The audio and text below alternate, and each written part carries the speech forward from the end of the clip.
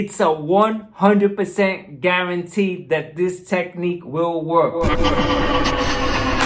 up, YouTube? What's happening? So, welcome to the best video regarding how to stop chasing happiness. A friend of mine asked me, how do you do it? He says, I've heard it all, but I can't do it. My mind feels like it's a slave to everything. How do you do it? So I'm going to share how. How do you get there?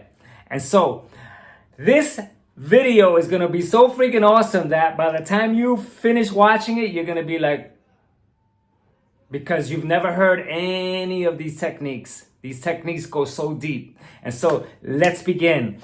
The first thing I want to share is that the problem with not being able to stop chasing happiness is because the method is true verbalization. Now, what I mean by that is that since childhood, we've adopted all the happiness tendencies. Oh, be happy. Don't worry. Be happy. Don't you want to be happy? And so that's inherited. Also inherited are all the marketing schemes to be happy through food, through fashion, through entertainment. And as a kid, be happy is one of the things that propelled us constantly to do things always to be happy and to be happy. And so now, the question is, man, how do you stop chasing happiness? Because we end up seeing that chasing happiness is causing a lot of trouble. In my case, I gained a lot of weight, man, because I seeked happiness through food, and all that weight gain got me sick. And so when it got me sick, I ended up in the hospital and I paid a lot of money and I wasn't happy. But I ate to be happy. But look at the consequences. I didn't get the happiness that I was going for during the process of eating for happiness. My payback was sick. Also finances, be happy because you deserve it. All right, I did that too, man. And so this means, man, if I deserve it, it's Friday, it's Saturday. Hey, live a little. Then this means, man, that I'm going to have the cake, or I'm going to buy that outfit, or I'm going to go travel, and I'm going to live up to my dreams because I ought to be happy. And so boom, boom, boom, boom, credit card all the way up to 80,000, man. And so at the end, that wasn't happiness either, man. I had the freaking credit cards knocking on my door and I couldn't sleep. And so look at that. All that for happiness. Pleasing girls to be happy. If I make you happy, I'm happy. And next thing you know, we're freaking at odds. We're fighting and everything like that. So if you've already identified with all these ways that we chase happiness, and you've realized that it doesn't really add up to happiness, then you're in the right place. And so let's continue. Okay, the first thing to embrace is that these techniques that I'm going to give you is not an overnight deal. Because I inherited, man, being happy since a child. Also to compare happened since I was a child. And so here's the technique. Ready? It's really, really cool, man. The technique happens at a restaurant. And the reason why is because all our emotional tendencies flower. Now, I'm going to do a role play, right? And so that you can see how these tendencies play out. I go to a restaurant, right? I sit down, right? I look at the menu. I order my meal. And now look what happens, right? The waiter takes my order. And now I'm left to wait for my meal to come. And right here begins the first step to take a look at, which is the exercise. Now, this waiting period, we also have the tendency to punish or give a reward depending. If the meal comes as fast as we expect, they'll get a reward. Then they won't get a reward if it takes a long time. And this is inherited.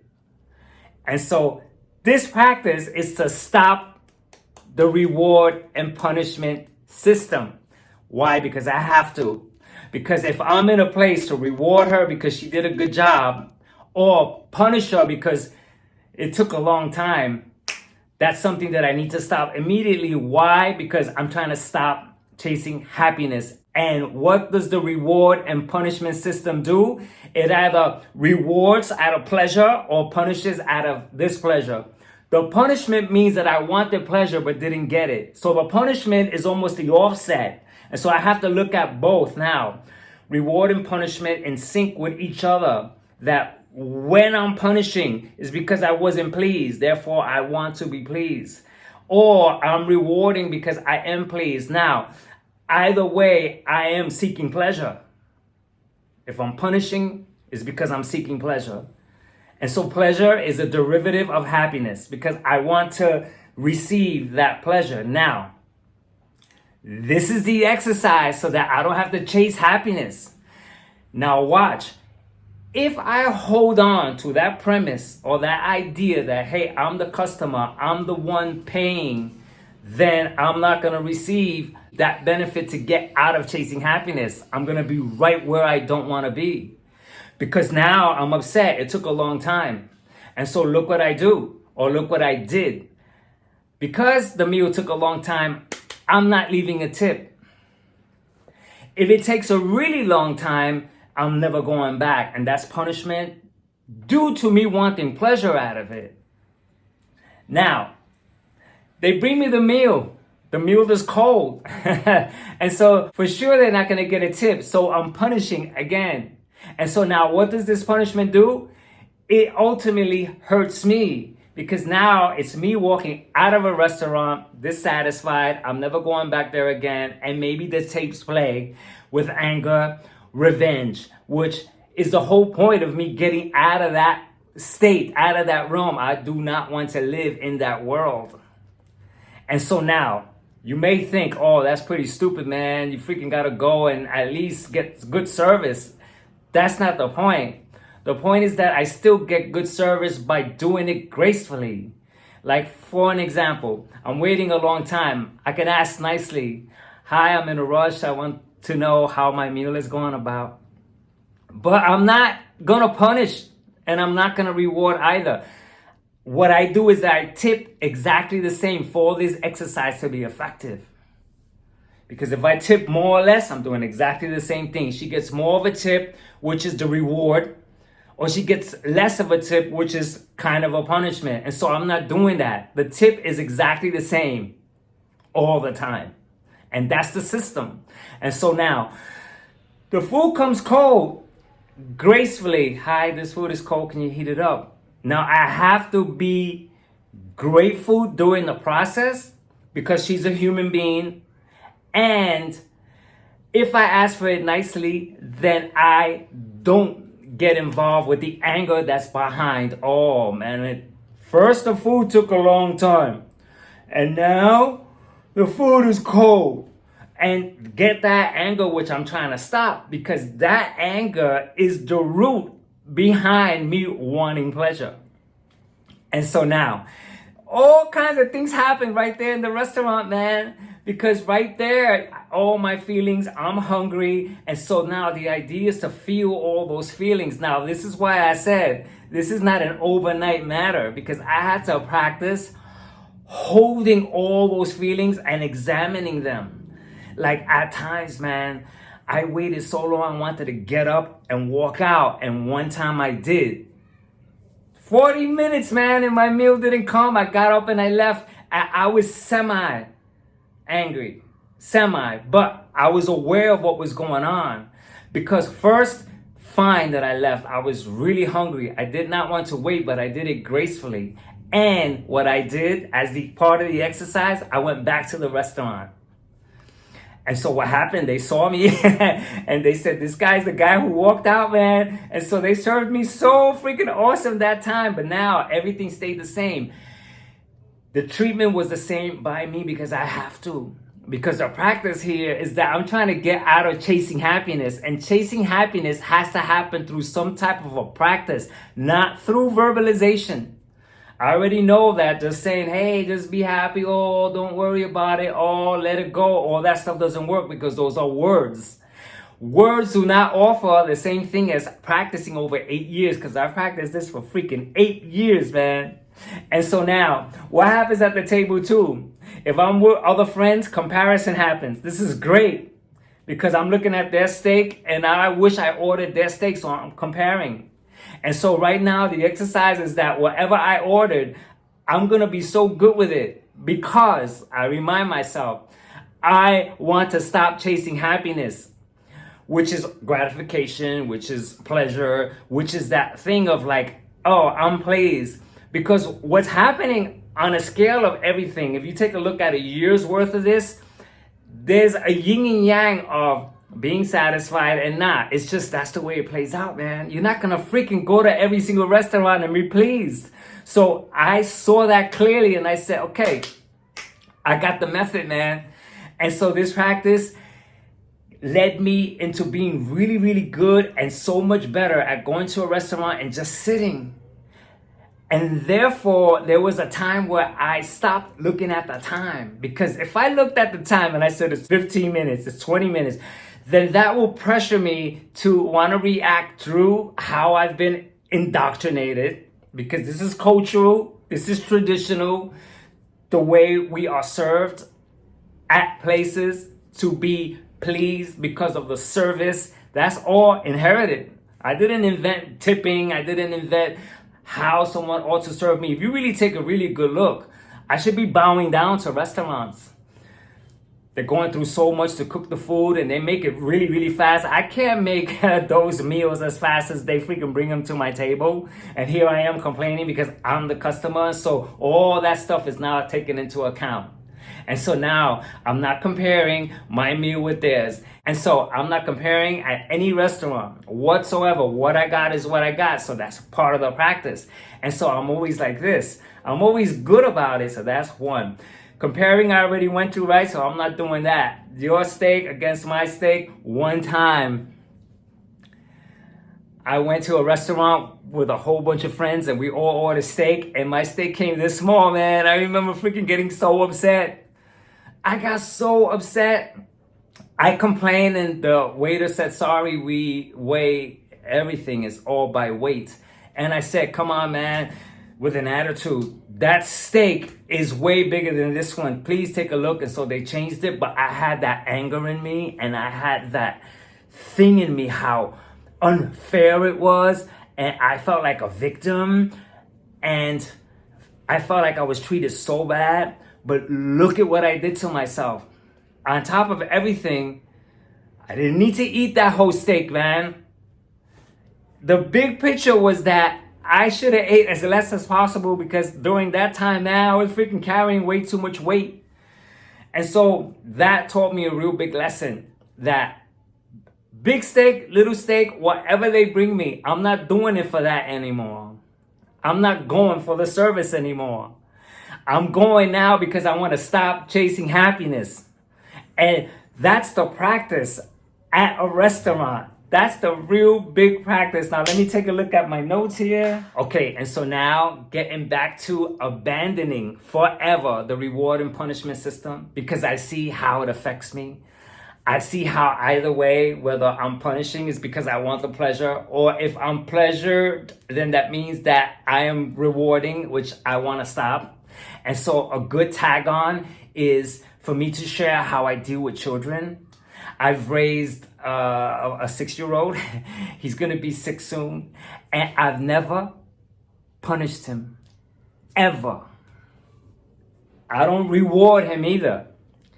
The parents go, if you're a good boy, which we inherited that. This is very important to understand, to mix with the dining experience, the new dining experience, that he gets no reward. Now the parents know that if you're good, then you can go to the park. If you do this, and I see the dangers in that, man, because he's developing the reward and punishment system through that system that the parents inherited. And so I don't do that.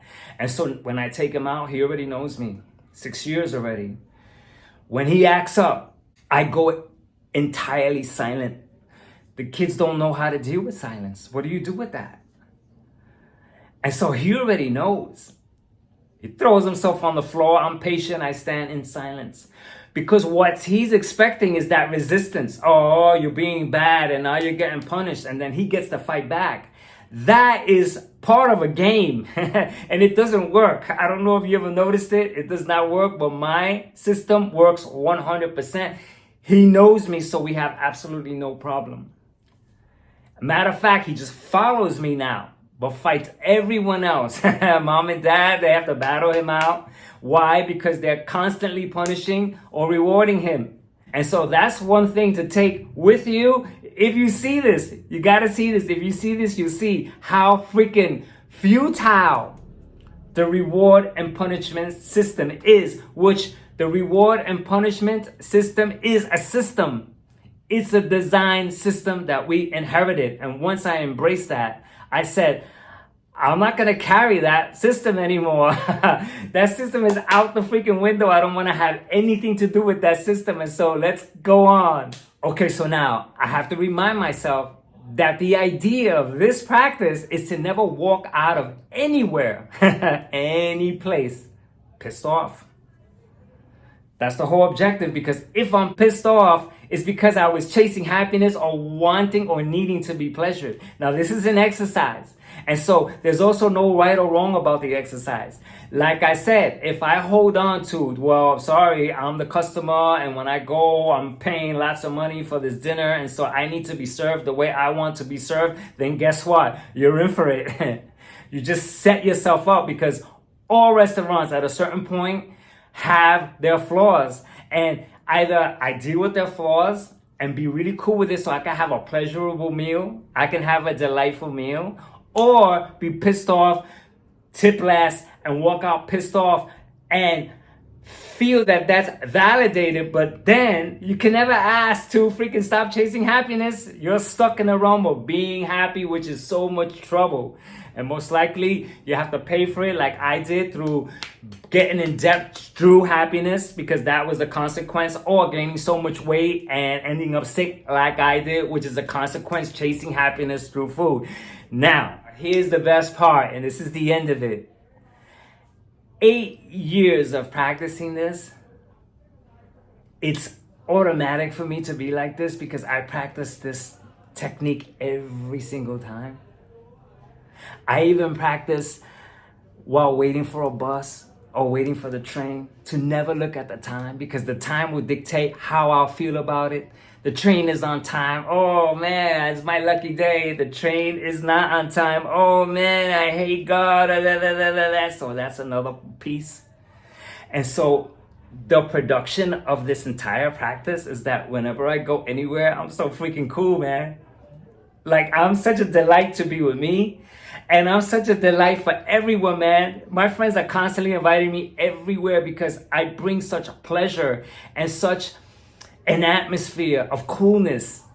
There's none of that stuff as, well, how long is it going to take? Well, are you going to leave a tip? Or this place is terrible. No, there's none of that. I'm so freaking cool with it. And what happens is that I rub off on them. Like, they want to complain, but they can't, because the atmosphere that I produce by bringing this to the table, they muster it through, man. They hang in there. As much as I see them sweating, they're like, they want to complain because they're used to it, because they expect and demand a certain type of service. That demand is so freaking dangerous, man. It doesn't work out, man. It's so easy at the end of this. If you caught on to what I'm saying, you're going to ask yourself, is it really worth it to go anywhere whatsoever? The restaurant is a practice, but it could be going anywhere, man, to your friend's house, to an amusement park. And you expect, because wherever we go, we expect a certain type of treatment that equals being pleasured. And so now there's none of that anymore, but now I'm pleasured because I'm not looking for pleasure. And because I'm not looking for pleasure, I'm pleasured. And because I'm not seeking pleasure and I'm not chasing happiness in that fashion, then this here spills in to all the other areas, through relationships, through finances.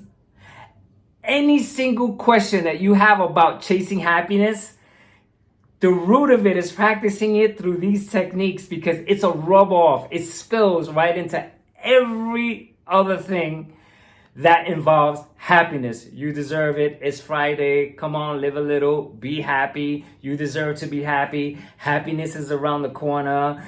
The books about happiness, the 10 steps to be happy, all of that stuff. That stuff that causes so much trouble is now at a rest, because there's no battle between anything.